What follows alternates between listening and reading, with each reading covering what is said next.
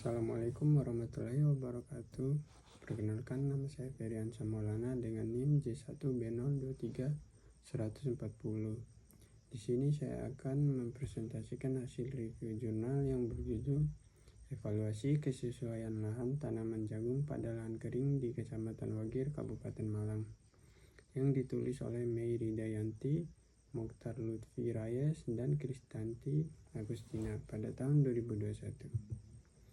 Latar belakang. Evaluasi lahan adalah proses penilaian potensi suatu wilayah, sedangkan kesesuaian lahan adalah tingkat kecocokan tanah untuk komoditas tertentu seperti jagung. Evaluasi ini dilakukan di Kecamatan Wagir. Wilayah ini memiliki 10.639 hektar lahan kering. Namun produktivitas jagungnya justru merosot hingga 2,7 ton per hektar dalam 4 tahun terakhir. Meskipun luas area tanam telah bertambah 361 hektar, petani juga mengeluhkan hasil panen yang fluktuatif dan tidak merata, padahal praktik budidaya yang diterapkan sudah seragam. Fenomena tersebut menegaskan pentingnya evaluasi karakteristik fisik dan kimia tanah secara mendalam untuk menemukan faktor pembatas yang menghambat produktivitas di lapangan. Adapun tujuan dari penelitian ini yaitu 1. Evaluasi kelas kesesuaian lahan aktual untuk jagung. 2. Identifikasi sifat fisik dan kimia tanah dominan yang mempengaruhi produktivitas. 3. Kelompok kelas produktivitas aktual berdasarkan persentase hasil. 4. Kembangkan kriteria penilaian kesesuaian lahan baru menggunakan boundary line method. Metodologi penelitian. Survei fisiografi semi detail yang berskala 1:50.000 pada tahun Mei sampai Desember 2019. Wilayah dibagi 8 satuan peta lahan atau SPL dengan 42 titik sampel milipit sampai 120 cm untuk analisis fisik dan kimia di laboratorium Universitas Brawijaya. Produktivitas diukur ubinan panen 1x1 meter. Analisis dan alat yang digunakan. GIS overlay untuk pemetaan. Evaluasi menggunakan SPKL 2.0. Stepwise multiple regression untuk faktor dominan. Boundary line method untuk modifikasi kriteria. Hasil dan pembahasan. Karakteristik tanah. Tanah dominan endapan vulkanik Kawi Butak dan Tuf Malang, Odo Incetisol dan Andisol. Semua SPL menunjukkan fosfor tersedia sangat rendah. Kelas dan kesesuaian.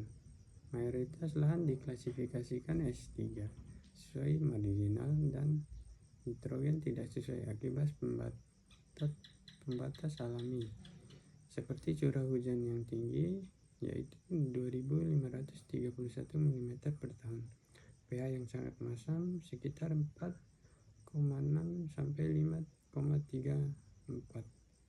rendahnya BS dan nitrogen total. Faktor dominan. Analisis stepwise menunjukkan slope atau kemiringan lereng dan suhu rata-rata sebagai parameter paling sensitif terhadap produktivitas jagung. Modifikasi kriteria.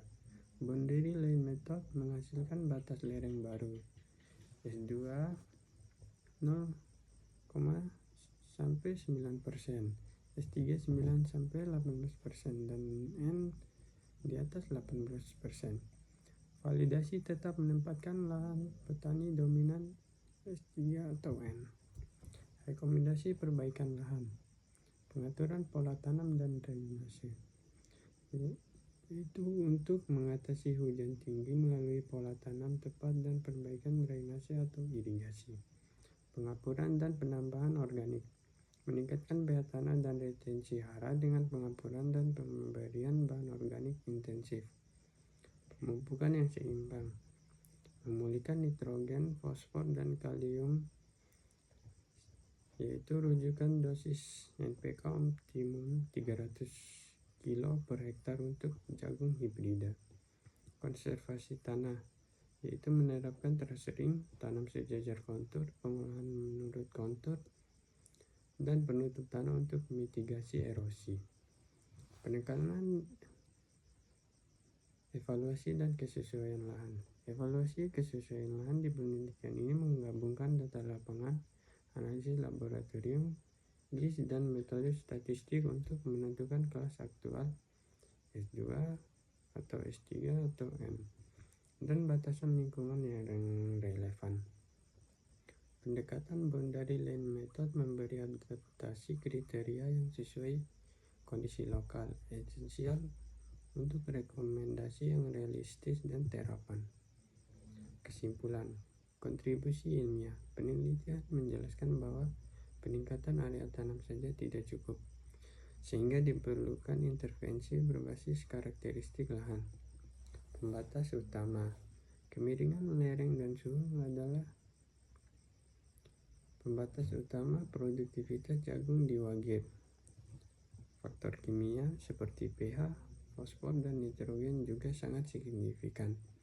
Implikasi praktis, diperlukan edukasi petani dan kebijakan untuk konservasi tanah, pengapuran, dan pemupukan berimbang agar produktivitas dapat meningkat di lahan suboptimal. Sekian presentasi dari saya, lebih dan kurangnya saya mohon maaf. Assalamualaikum warahmatullahi wabarakatuh.